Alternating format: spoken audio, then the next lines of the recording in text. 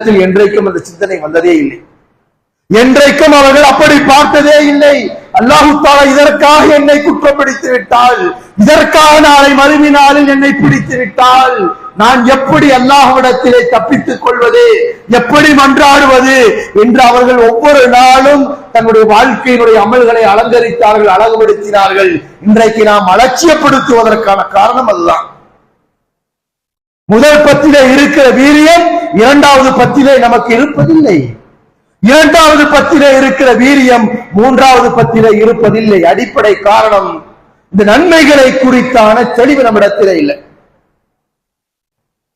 10ஓட 1 இதுவும் 1, 10ஓட 11 இதுவும் 1. அதுபோல ரமலானையும் மற்ற நாட்களை போலவே பார்க்கிற மனோபாவம் கொஞ்சம் கொஞ்சமாக இந்த சமூகத்தை பீடித்துக் கொண்டிருக்கிறது. ரமலானுக்கான முக்கியத்துவம் எல்லாம் குறைக்கப்பட்டு கொண்டாட்டங்கள் பெருகி வருகிறது. ரமலான் என்று சொன்னால் அமலுக்கான மாதம் அது.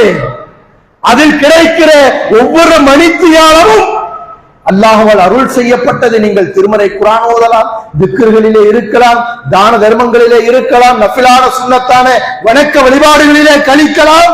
அல்லாஹ் தஆலா நானே வணங்குவேன் கூலியே என்று சொல்லுகிறான். மற்ற மற்ற அமல்களுக்கெல்லாம் அந்த நன்மைகளுக்கு ஏற்ப அல்லாஹ் தஆலா கூலி வழங்குவேன் என்று சொல்லிவிட்டு நோன்பு என்னுடையது, நோன்பு என்னுடையது, அதற்கு நானே உங்களுக்கு கூலி வழங்குவேன்.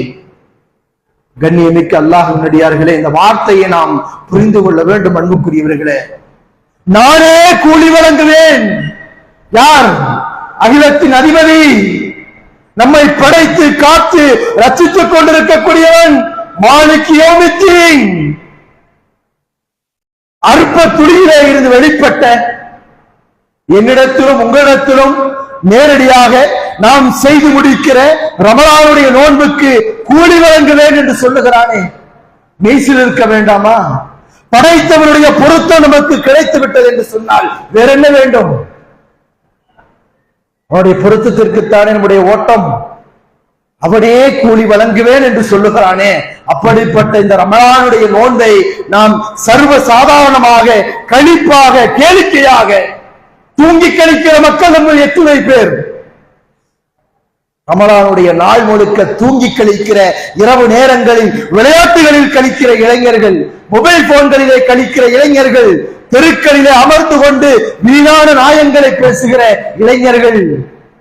இந்த மாதத்தில் தான் அதிகமான ஃபித்னாக்கள் வரும், அதிகமான சந்தேகங்கள் வரும்.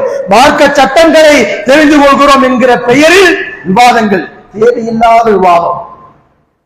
தராவியாவை முடிச்சா ஒரு டீயை குடிச்சிட்டு ஆரம்பிச்சோன்னு சொன்னா சஹருடைய நேரம் வரை நமக்கு பொருத்தமில்லாத அல்லது நமக்கு ஞானம் இல்லாத, நாம் பின்பற்றாத, செயல்படுத்தாத அமலை குறித்து பேசிக் கொண்டிருப்போம், வாழ்த்து கொண்டிருப்போம். உறங்க சென்றால் அந்த ஃபஜ்ர் முடிஞ்சு, ஃபஜ்ர் முடிஞ்சது.